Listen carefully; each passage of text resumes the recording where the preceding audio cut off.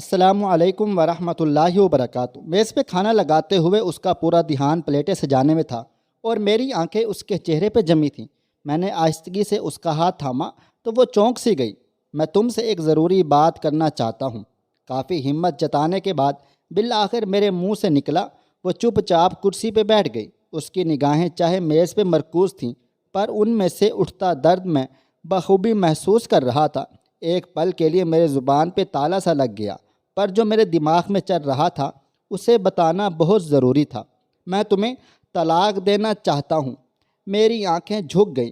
میری امید کے برعکس اس نے کسی قسم کی حیرانی یا پریشانی کا اظہار نہ کیا، بس نرم لہجے میں اتنا پوچھا، کیوں؟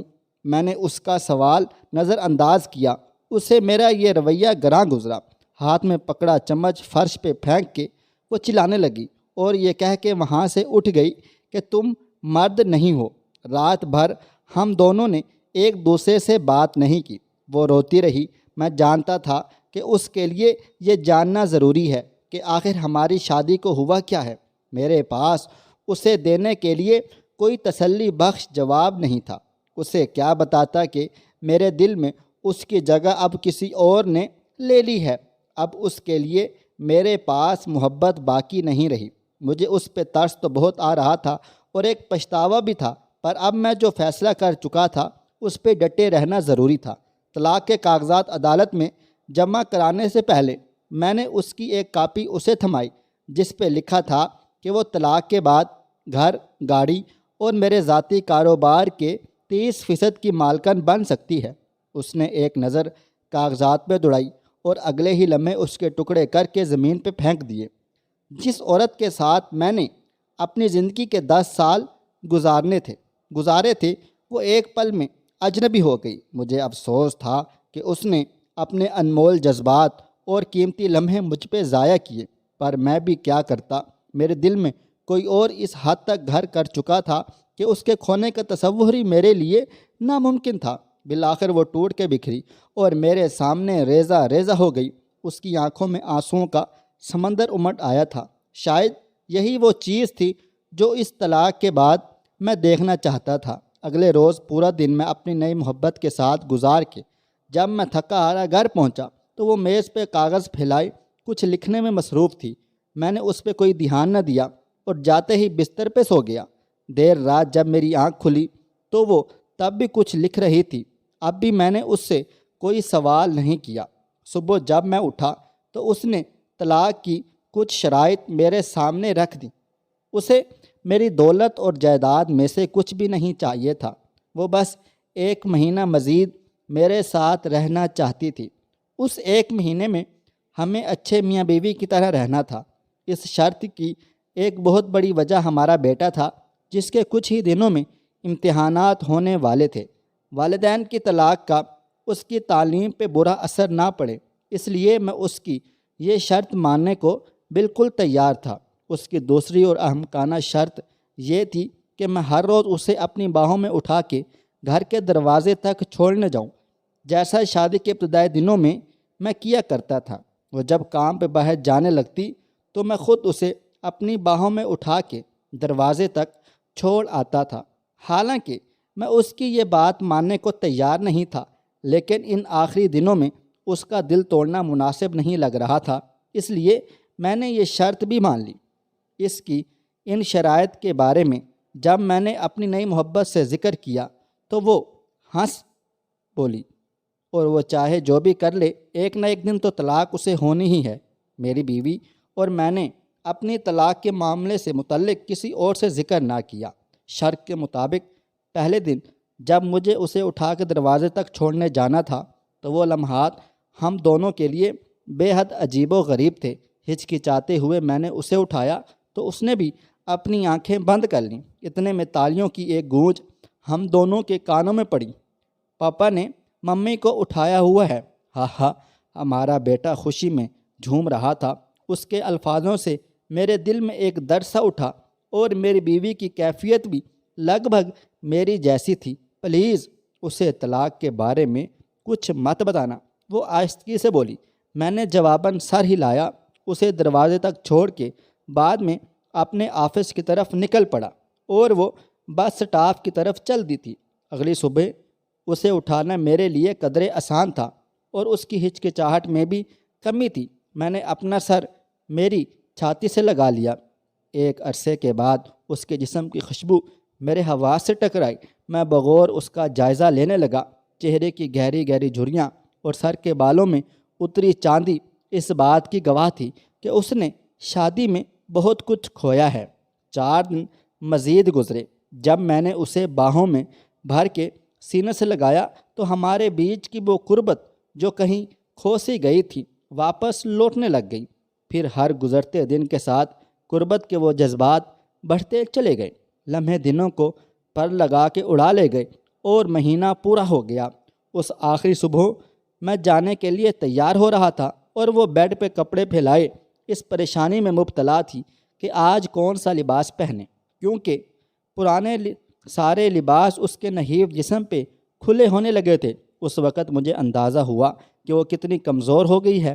شاید اسی لیے میں اسے آسانی سے اٹھا لیتا تھا۔ اس کی آنکھوں میں امڑتے درد کو دیکھ کے نہ چاہتے ہوئے بھی میں اس کے پاس چلا آیا اور اس کے کانوں پہ ہاتھ رکھا۔ پاپا، ممی کو باہر گھمانے کے لیے لے جائیں۔ ہمارے بیٹے کی آواز میرے کانوں میں پڑی۔ اس کے خیال میں اس پل یہ ضروری تھا کہ میں کسی طرح اس کی ماں کا دل بہلاؤں۔ میری بیوی بیٹے کی طرف مڑی اور اسے سینے سے لگا لیا۔ یہ لمحہ مجھے کمزور نہ کر دے، یہ سوچ کے میں نے اپنا رخ موڑ لیا۔ آخری بار میں نے اسے اپنی باہوں میں اٹھایا۔ اس نے بھی اپنے بازو میرے گردن کے گرد حائل کر دیے۔ میں نے اسے مضبوطی سے تھام لیا۔ میری آنکھوں کے سامنے شادی کا وہ دن گردش کرنے لگا جب پہلی بار میں نے اسے ایسے ہی اٹھا کے اپنے گھر لایا تھا اور وعدہ کیا تھا کہ مرتے دم تک ایسے ہی ہر روز اسے اپنے سینے سے لگا کے رکھوں گا۔ میرے قدم فرش سے شاید جم سے گئے تھے، اس لیے میں بمشکل دروازے تک پہنچا۔ اسے نیچے اتارتے ہوئے میں نے اس کے کان میں سرگوشی کی کہ شاید ہمارے درمیان قربت کی کمی تھی۔ وہ میری آنکھوں میں دیکھنے لگی اور میں اسے وہیں چھوڑ کے اپنی گاڑی کی طرف بڑھا۔ تیز رفتار میں گاڑی چلاتے ہوئے بار بار ایک خوف میرے دل میں گھر کر رہا تھا کہ کہیں میں کمزور نہ پڑ جاؤں۔ اپنا فیصلہ بدل نہ تو۔ میں نے اس کے گھر کے دروازے پہ بریک لگائی۔ جہاں نہیں منزل میرا انتظار کر رہی تھی، دروازہ کھلا اور وہ مسکراتے ہوئے میرے سامنے آئی۔ مجھے معاف کر دو، میں اپنی بیوی کو طلاق نہیں دے سکتا۔ میرے منہ سے نکلے یہ الفاظ اس کے لیے کسی دھماکے سے کم نہ تھے۔ وہ میرے پاس آئی اور ماتھے پہ ہاتھ رکھ کے بولی، شاید کہ تمہاری طبیعت ٹھیک نہیں، یا پھر تم مذاق کر رہے ہو۔ نہیں نہیں، میں بالکل بھی مذاق نہیں کر رہا۔ شاید ہماری شادی شدہ زندگی بے رنگ ہو گئی ہے، پر میرے دل میں اس کے لیے محبت اب بھی زندہ ہے۔ بس اتنا ہوا کہ ہم ہر وہ چیز بھول گئے جو اس کے ساتھ کے لیے ضروری تھی۔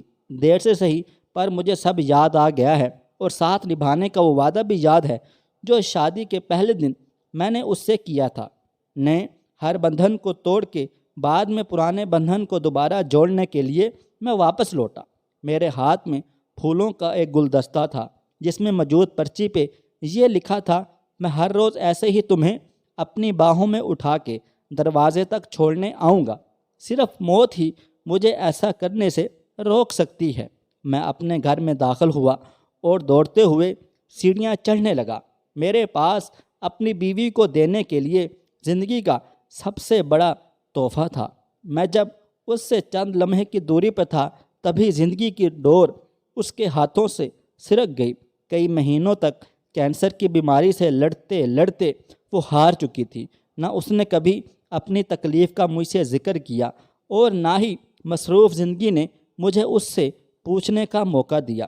جب اسے میری سب سے زیادہ ضرورت تھی تب میں کسی اور کے دل میں اپنے لیے محبت کھوج رہا تھا۔ وہ جانتی تھی کہ اس کے پاس زیادہ وقت نہیں ہے، کہیں ایسا نہ ہو کہ اس کی موت سے قبل طلاق کا اثر ہمارے بیٹے کے دل میں میرے لیے نفرت کا بیج بو دے۔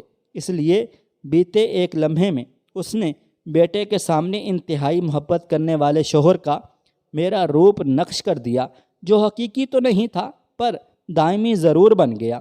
یہ کہانی ان لوگوں کے لیے ہے جو اپنے بے رنگ رشتوں میں रंग भरने की बजाय उनसे दूर भागने की कोशिश करते हैं। कई बार ये समझने में हम देर कर देते हैं कि नए रिश्ते कायम करना ज़्यादा सही है या फिर पुराने रिश्तों में रंग भरे जाएं।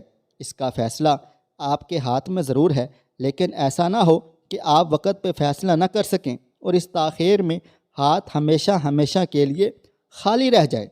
जब कोई औरत बच्चे की पैदाइश के वक़्त तकलीफ़ से चीख पुकार रही होती है, तड़प रही होती है, तब मेरा दिल चाहता है कि मैं उस वक़्त उसके शोहर को ला के इधर खड़ा करूं, ताकि उसे पता चले कि उसकी बीवी उसकी नस्ल की खातिर कैसे तड़प रही है, ताकि उसे बाद में वो ज़िंदगी में कभी ना कह सके कि तुमने किया ही क्या है मेरी खातिर। तुमने औलाद पैदा करके कोई अनोखा काम नहीं किया।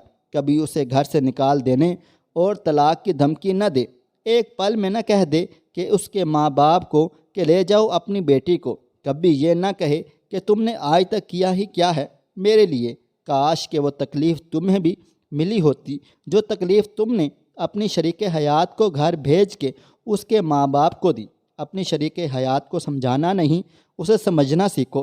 हाथ उठाकर अपनी माँ की बातों में आकर मारने वाला दलेर नहीं होता। उस बेचारी से भी पूछो कि प्यारी जान बात क्या हुई थी। वो तुम्हारी माँ की हर पसंद और नापसंद की नहीं जान सकती, क्योंकि तुम्हारी माँ 70 साल की और वो बेचारी 20-25 साल की। तकलीफ़ देने से सब ठीक नहीं होता, प्यार से होता है। अगर तुम अपनी शरीक हयात की माँ बाप को बुरा भला कहते हो तो अपने माँ बाप के लिए अच्छाई की उम्मीद मत रखो। इज़्ज़त दो, इज़्ज़त लो। जहाँ इज़्ज़त के लायक आपके माँ बाप हैं, वहाँ हकदार आपकी बीवी भी है। गिनती के मर्द अपनी बीवी कंधे पर बिठाकर रखते हैं और ये बदतहजीबी नहीं, तरबियत की आला मिसाल होती है। काश के एक पल में औरत को एक कौड़ी का कर देने वाले मर्द भी इस तकलीफ़ का अंदाज़ा कर सकें जो 20 हड्डियों के एक साथ टूटने के बराबर होती है। ख्वाहिश सिर्फ इतनी है कि कुछ अल्फाज लिखूं जिससे कोई गुमराही के रास्ते पर जाते जाते रुक जाए, और ना भी रुके तो सोच में ज़रूर पड़ जाए। दोस्तों, वीडियो पसंद आई है तो इस वीडियो को लाइक करें, शेयर करें। अगर आपने अभी तक मेरा चैनल सब्सक्राइब नहीं किया हुआ तो अभी सब्सक्राइब कर लें। साथ में बेल आइकन को भी ज़रूर प्रेस कर लीजिएगा, ताकि नई अपलोड होने वाली हमारी वीडियोज़ का नोटिफिकेशन आपको बर वक्त मिलता रहे।